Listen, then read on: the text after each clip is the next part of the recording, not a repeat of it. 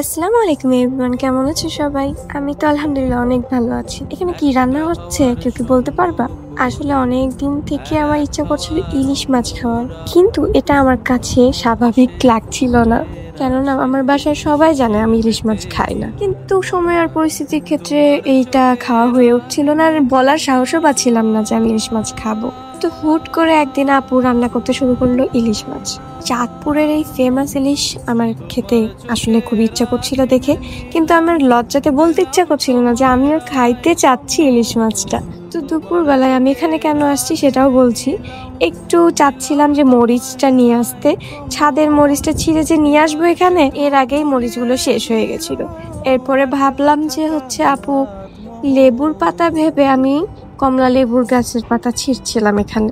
কি আর বলবো, যাই হোক, এখানে অনেক সুন্দর স্মেল আসছিল।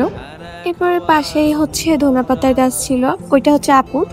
আমার কিন্তু ধনা পাতা এত বেশি ভালো লাগে, ধনা পাতার চাটনি যা মজা লাগে, পাগল হয়ে যাই আমি। এরপর এখানে ভাত রান্না হচ্ছিল। আপুর এত সুন্দর রান্না দেখে সত্যি আমার জিভে পানি চলে আসছে। তো আমি আপুকে বলেই ফেললাম যে আপু আমিও খাইতে চাই।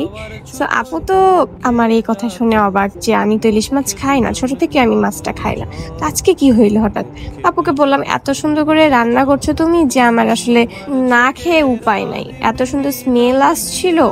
ইলিশ মাছটা দেখেই বোঝা যাচ্ছিল যে কত সুন্দর করে রান্না হচ্ছিল। এই তো খুবই মজা ছিল, খুবই।